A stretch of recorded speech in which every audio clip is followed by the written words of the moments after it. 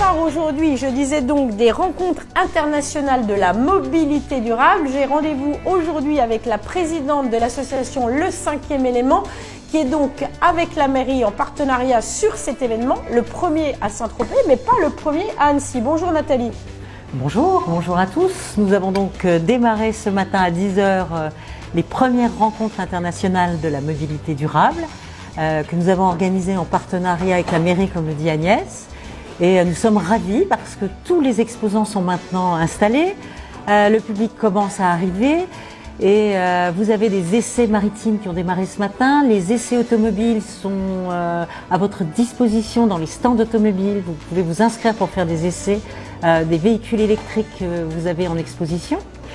Et puis ce matin, à 10h30, un moment très fort, PhD Talent, une start-up dirigée par Dunia, nous a présenté un concours de docteurs et de doctorants qui sont venus vulgariser leurs travaux de plusieurs années au sujet de la mobilité durable et de la protection de notre planète. Donc je vais passer la parole à Dunia qui va venir vous expliquer ce qu'elle fait, et vous aurez aussi l'occasion d'entendre les docteurs qui vont venir expliquer leur projet. Et je vais donc donner la parole à cette jeune femme Dunia, elle-même docteur en physique-chimie et créatrice de PhD Talent. Bonjour Dunia. Bonjour. Alors, heureuse d'être à Saint-Tropez? Oui, ravie. Est-ce que tu connaissais Saint-Tropez ou le 5e élément? D'abord, parlons de Saint-Tropez tout de même. Oui, d'autant plus qu'on a dû venir il n'y a pas longtemps pour installer une personne de la famille, mon neveu, qui commence ses études. Ah, très bien. Donc on est ravis. Donc le 5e événement, effectivement, je sais que tu connais, mais tu vas d'abord nous parler de PhD Talent. Qu'est-ce donc? Donc PhD Talent, c'est une entreprise qui a été créée il y a 3 ans par des docteurs qui avaient pour envie et vision de décloisonner le secteur académique et le secteur privé de façon simple, et qu'on puisse donc rendre lisible et visible ce qui est développé dans le secteur académique pour que ce soit transformé en valeur économique forte pour la France et pour l'Europe. Alors ça a d'abord été une association, maintenant c'est une société qui réunit, je crois, en market, tu me disais qu'il y avait 8000 doctorants, étudiants qui étaient, j'allais dire, dans cette société. Alors exactement, aujourd'hui on a une marketplace qui se traduit par une plateforme web dans laquelle en fait les chercheurs peuvent se répertorier par domaine d'expertise.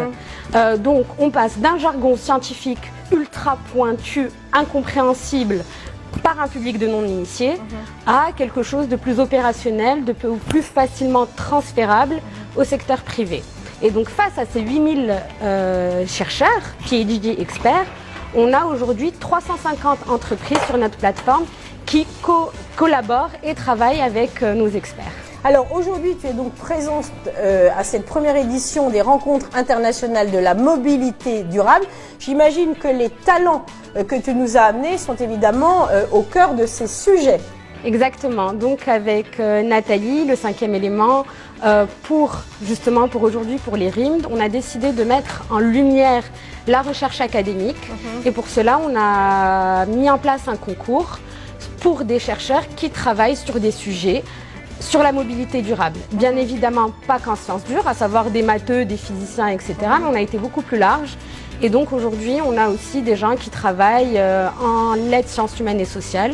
Et donc on a un juriste aussi parmi nos finalistes. Très bien. Alors je propose qu'on fasse connaissance de ces jeunes talents. Alors il n'y a que des garçons aujourd'hui, en dehors de toi, qui président très joliment. Venez donc nous rejoindre.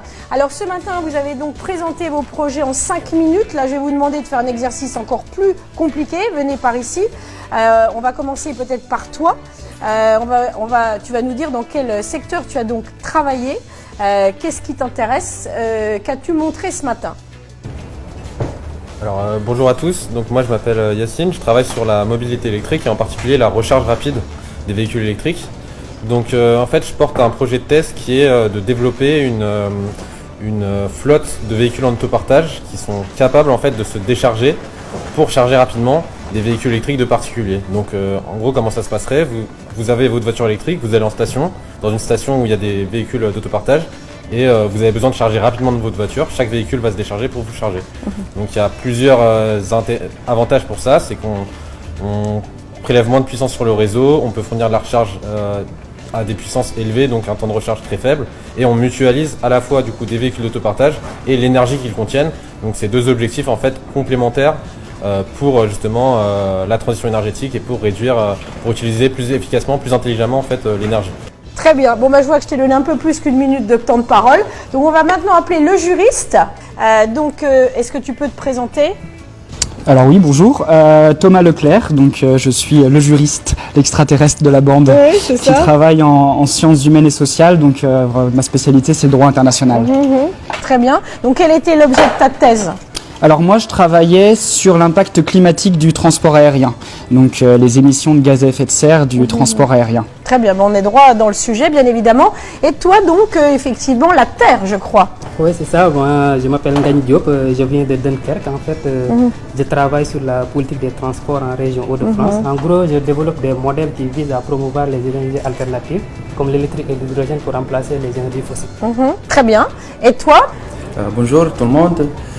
Moi, je travaille sur la logistique et transport, spécialement sur la mutualisation du transport durable de marchandises. Je développe des modèles mathématiques afin d'améliorer les différents axes de développement durable, à savoir l'axe économique, l'axe environnemental et l'axe sociétal. Très bien. Alors, quelles sont vos impressions, vos premières impressions de ce rendez-vous tropézien? Est-ce que vous étiez déjà au rendez-vous à Nicéen, dit-on, n'est-ce pas?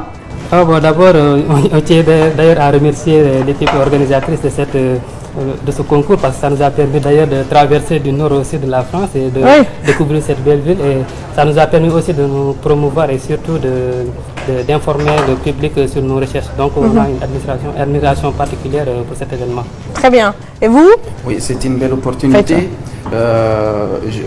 Nous avons montré le rôle de chercheurs pour améliorer la mobilité durable.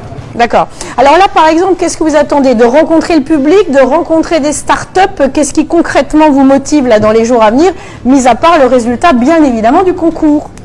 Eh ben moi, c'est montrer l'intérêt du droit dans toutes ces questions-là.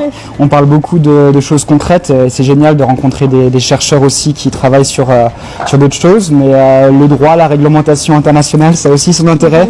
On ne fera pas de mobilité durable sans juriste, et donc j'espère pouvoir vulgariser, diffuser au maximum ma parole pendant ces 2 jours. Très bien. Messieurs, bravo. Alors, on attend les résultats demain, et en attendant, profitez de ce beau village de Saint-Tropez, village qui est en train d'effectuer un virage lui-même dans un monde plus propre, plus viable, et probablement un humanisme lié à la nature. Merci beaucoup. Merci.